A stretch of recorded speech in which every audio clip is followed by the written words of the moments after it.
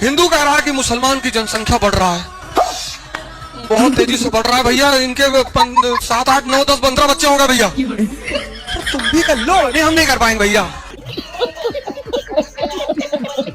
एक मजदूर को 5,000 रुपए तनख्वाह मिली और वो बस में चढ़ा, ठीक है। और जब कंडक्टर आया उसके पास टिकट, उसने देखा उसकी जेब कट गई।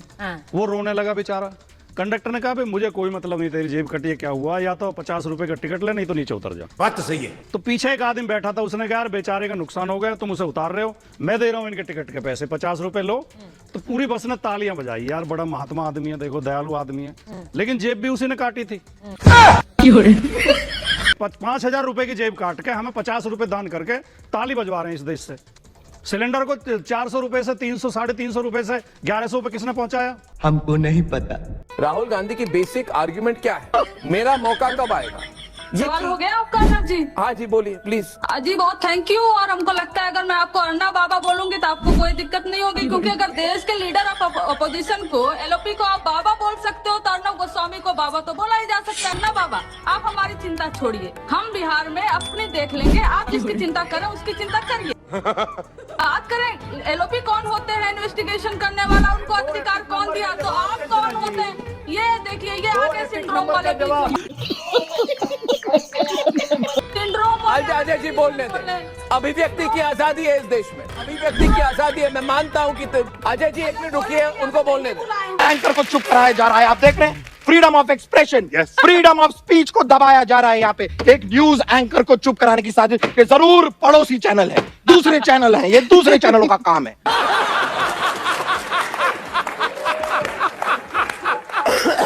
तो आप में हिम्मत है तो वक्त बोर्ड पे बोलो। एंकर की क्या कौड़ियां उठ रही हैं? एंकर एंकर एंकर, अरे एंकर क्या करेगा? वक्त बोर्ड बताओ, बताइए, बोलिए, बोलेंगे नहीं आप? यार कौन सा तरीका है तो आप मुझे बताइए ना भाटी जी, ये कौन सा तरीका है? आपने मेरे साथ 150 डिबेट की है। नहीं बोलिए, नहीं बोलना चाहता हूँ मैं बोलना चाहता हूँ। बोलिए ना। 1,500 डिबेट की। आपकी क्या शैली है ये? कौन सी शैली भाटी जी? आप क्यों मतलब इस चैनल को भी बदनाम कर रहे हो? भाटी आप जी बोलना, एक शब्द मुझे बोलने नहीं दे रहे भाटी जी, और लगातार आप धमकी देते जा रहे। मैं बोल रहा हूँ, कब बोलेंगे? नहीं, बोलिए तो सही। बोलने तो देंगे आप, मुझे बोलने तो देंगे। कौन सी धमकी? शब्द बोले जा रहे हैं, आप चुनौती दे रहे हैं हिम्मत को, मेरी को। यार मेरे पास बहुत हिम्मत है। तो भाटी जी बोलिए ना, वक्त सुनने की क्षमता। बात ही नहीं करने दे रहे हैं मुझे। आप थोड़ा शांत। तो ये बेहूदगी नहीं चलेगी। कौन सी बेहूदगी? बेहूदगी कर रहे हैं। कौन सी बेहूदगी? ये बेहूदगी माफ करें। कौन सी बेहूदगी? नहीं, माफ आप करें। तो भाटी जी बोलिए ना, वक्त सुनने की क्षमता। तब बोलेंगे जब आप चुप होंगे ना। एक न्यूज एंकर को चुप कराने की साजिश। इसका एक के इलाज है, हरिहर बांस ले आओ काट के, हरिहर का बांस आप बीन तब तक थूरो जब तक थक न जाओ। आप थकते क्यों हैं? आपको मजा आता है काम करने में, या कोई टॉनिक वगैरह आप ले रहे हैं? Modi tonic master. आप क्या टॉनिक पीते? मुझे पूछना पड़ेगा मोदी जी। मेरा टॉनिक नहीं मालूम तुमको? बोले क्या? Red bull. प्रधानमंत्री से पूछे कि 5 साल तक यही पूछे कि आप काम कितना करते हैं, थक क्यों जाते हैं। ये नहीं पूछता कि आप काम कब करते हैं, आप तो दिन भर रैली में नजर आते हैं। इस सज्जन को क्या तकलीफ है भाई? क्या तकलीफ है इनको? मोदी पे भरोसा अखबार की सुर्खियों से पैदा नहीं हुआ। मोदी पे ये भरोसा टीवी पर चमकते चेहरों से नहीं हुआ है। अभी बदत है भाई, अभी बदत है। तो ये Hindustan times, greetings and welcome new India's growth engine, the Indian express. फिर वही विज्ञापन, आदम कद कटआउट मोदी जी का। बंद करवाओ यार, बंद करो इन्हें। पूरा भरा हुआ वैश्विक निवेशक महाकुंभ, यहाँ पे योगी जी भी है, मोदी जी भी है। उसके बाद अमर उजाला, वैसे ही झूठ बोलो, बार बार झूठ बोलो, जो भी बोल सकते हैं सब झूठ बोलो। महाराज जी मेरा एक क्वेश्चन था। ठीक है। जैसे सच बोल के जीना चाहिए कि झूठ बोल के जीना? सच बोल के जीना चाहिए जी। अच्छा ये बताओ, झूठ बोलना सही है क्या? मेरे हिसाब से सही है। कैसे? मान लीजिए महाराज जी, मैंने आज से 20 साल पहले एक हत्या की। एक हत्या की? हम मजिस्ट्रेट साहब के सामने सच बोल देता तो मुझे लंबा टांग देते। बात तो सही है। फिर क्या किया आपने? मैंने पहले तो सच बोला घर वालों को छुड़वाने के लिए, फिर बाद में झूठ बोल दी। तो फिर आपको सच ज्यादा फायदा दे पाया कि झूठ ज्यादा फायदा दे पाया? मेरे को तो साथ झूठ ने ज्यादा फायदा दिया, लेकिन मेहनत बहुत करना पड़ी। बिहार में विकास का डबल इंजन लगने के बाद विकसित बिहार से जुड़े कार्यों में और तेजी आ गई है। एक वो फेवरेट डायलॉग है ना, डबल इंजन। अरे तरीका हम नहीं दौड़ पा रहे हैं तो बैसाखी लेके ओलंपिक निकाल लेंगे। इस सज्जन को क्या तकलीफ है भाई? हाँ, बुलेट ट्रेन चली है डबल इंजन पे की अपने दम पे। अब देखो केंद्र में सरकार जिसकी है भारत में, उसी की सरकार बिहार में है ना। नेपाल में बांध बन गया बिहार की बाढ़ रोकने के लिए, तो डबल इंजन की सरकार हॉर्न बजाने के लिए है। पो हॉर्न बजाओ। हर मुगल आक्रांता है, बाबर लुटेरा है, औरंगजेब लुटेरा है। अच्छा, ये सच्चाई है। हर मुगल आक्रांता ये इतिहास का सत्य है। बाबर बेचारा कब का चले गया, अब मुद्दा उठा रहा हूँ। मुसलमान बेचारा क्यों कह रहे हो? वो तो बेचारे के गले में मुर्दे को खोद रहे हो तुम यार। उसे छोड़ो, अब की बताओ अब क्या करना है। लाल किला तोड़ो, उसमें मंदिर बनाओ। क्या नाम, आगरा को तोड़ो, उसमें मंदिर, ताजमहल को और क्या मंदिर बनाओ भैया। कुतुब मीनार तोड़ो, उसमें मंदिर बनाओ। सब जगह मंदिर ही है, सब जगह मंदिर बनाओ।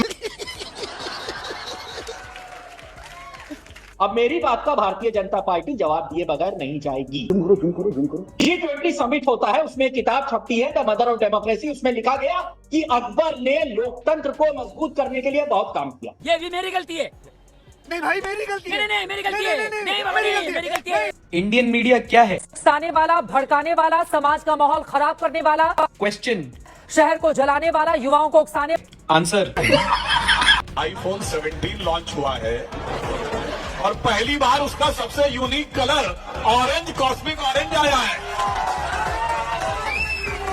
यानी दुनिया के सबसे हाईटेक कंपनी के सबसे हाईटेक प्रोडक्ट के ऊपर भी भगवा नजर आने लगा है। अगर किसी को कुछ समझ में ना रहा हो तो उसे अपनी नजर बदलने की जरूरत है। लेकिन एक सेकंड, कि आईफोन भगवा तो अभी आया है, हरा तो बहुत पहले से है, तो क्या माना जाए कि मुसलमानों के सामने वो झुके हुए हैं, मुसलमान की ताकत मान रहे हैं? या सफेद भी उनका आता है तो क्या माना जाए, क्रिश्चियंस के सामने झुक गए वो? अरे भैया उनका धंधा है, भगवा बिकेगा भगवा बेचेंगे, हरा बिकेगा हरा बेचेंगे। जोर जोर से बोल के लोगों को स्कीमें बता दे। यार मुझे हंसी आती है, मुझे दुख भी लगता है कि एक रूबिका लियाकत जैसी पत्रकार खुशी से चिल्लाते हुए कह रही है आज प्रधानमंत्री जी ने सारे रिकॉर्ड तोड़ दिए पिछले 15 साल के। रिकॉर्ड में क्या तोड़ा है कि पहले 99 मिनट का भाषण था और फिर 103 मिनट का। वी शुड सेलिब्रेट कि यार प्रधानमंत्री साहब ने 4 मिनट ज्यादा बोला। यार मायने ये रखता है प्रधानमंत्री साहब ने क्या बोला है, प्रधानमंत्री साहब ने किसानों के लिए क्या बोला है, प्रधानमंत्री साहब ने युवाओं के लिए क्या बोला है, ये मायने रखता है ना। इसकी गारंटी मैं नहीं दे सकता।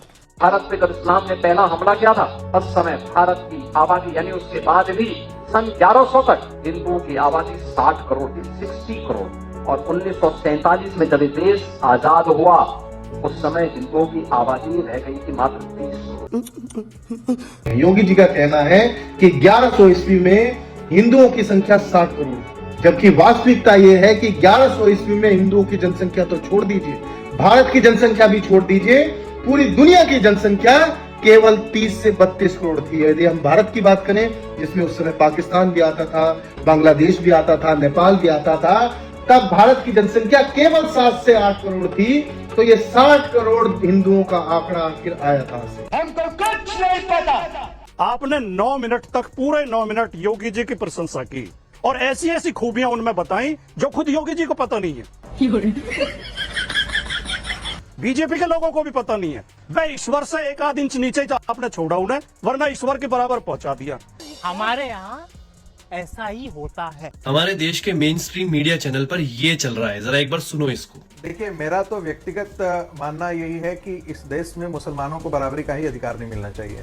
मेरी इच्छा है, मैं अपना ऐसा विचार रखता हूँ कि मुसलमानों को एक नया देश मिल चुका है। इन मुसलमानों ने देश के साथ गद्दारी की है, इन गद्दारों को बराबर का अधिकार नहीं मिलना चाहिए। मुझे नहीं पता इन्होंने क्यों बोला कि मुसलमानों का हमारे देश में कोई कंट्रीब्यूशन नहीं है। मुझे नहीं पता ये हमारे 3rd president doctor Zakir Hussain को कैसे भूल गए। मुझे नहीं पता कि ये हमारे 5th प्रेसिडेंट फखरुद्दीन अली अहमद को कैसे भूल गए। मुझे नहीं पता ये हमारे 11th president APJ Abdul Kalam को कैसे भूल गए। मुझे नहीं पता ये आईटी इंडस्ट्रियलिस्ट अजीम प्रेम जी को कैसे भूल गए। मुझे नहीं पता ये अशफाकुल्लाह खान को कैसे भूल गए। मुझे नहीं पता बेगम हजरत महल को कैसे भूल गए। मुझे नहीं पता ये मौलाना अबुल कलाम आजाद को कैसे भूल गए। मुझे नहीं पता कि ये कैसे भूल गए कि कितनी ही ऐसी कंट्रीज हैं जिसमें इंडिया को शाहरुख खान के नाम से जाना जाता है। मुझे ये भी नहीं पता कि ये इंडिया के फेमस तबला वादक जाकिर हुसैन को कैसे भूल गए। बात ये बिल्कुल भी नहीं है कि मुसलमानों ने देश में कितना कंट्रीब्यूट किया या हिंदुओं ने देश में कितना कंट्रीब्यूट किया। बात यह है कि हमारा कॉन्स्टिट्यूशन एक सेक्युलर कंट्री की बात करता है जिसमें हिंदू और मुसलमान बराबर के हिस्सेदार है। लेकिन जब ऐसे स्टेटमेंट्स हमारे देश के एक प्रोफेसर की तरफ से आते हैं तो दुख होता है कि हमारी नेक्स्ट जनरेशन को क्या सिखाया जा रहा है। ये बड़ी अच्छी बात कही है। मुख्यमंत्री जी कहा है भाई, प्रधानमंत्री उस कार्यक्रम को चला रहे हैं। ये हम जब बोल रहे हैं सर, आप लोग को क्या ठीक है, आप बोलो फिर हम जवाब क्या चुल मच रही है? आप मुझ में तो बोलने में बड़ी चुल मच रही थी। आप क्या बोल रहा था? चुल हो रही थी। क्या चुल मच रही है? चुल मच रही थी। क्या चुल मच रही है? चुल हो रही थी। तो मैं आपको बताना चाहूंगा कि लद्दाख में शिक्षा के स्तर को जमीन से आसमान तक पहुंचाने के लिए सोनम वांगचुक ने एक बड़ी भूमिका अदा की है। पहले तो मैं आपको यह बताना चाहता हूं कि इस प्रकार के लोग जो अपने आप को समाज सेवा कहते हैं, एनजीओज कहते हैं कि हम समाज सेवा के लिए ये एनजीओ चला रहे हैं, फिर एनजीओज को चलाने के लिए ये पैसा लेते हैं, बड़ी बड़ी कंपनियों से पैसा लेते हैं और विदेशों से भी पैसा आता है। नाम देखिए और काम देखिए। अरे मुझे चक्कर आने लग गया। राहुल गांधी हिंदू है कि नहीं? हिंदू कहाँ से दिखते हैं आपको? हिंदू कहाँ से दिखते हैं? पिता है मुस्लिम। पिता मुस्लिम कैसे है? पिता वो क्या नाम था उनका, जिनका किनके लड़के हैं? तुम बता रहे हो मुस्लिम है, उनका नाम ही तुम्हें नहीं पता? हाँ, नाम याद नहीं आ रहा है मतलब उनका। ऐसे ही तो चल रहा है मामला आजकल। ये सब कहाँ पढ़ते हो? इतिहास ये सब जो पढ़ते हो कहाँ से मिलता है? सब पढ़े नहीं है, बस अखबार पढ़ते हैं, उसके बाद से कभी कभी फोन में देख लेते हैं। व्हाट्सएप पे? हाँ।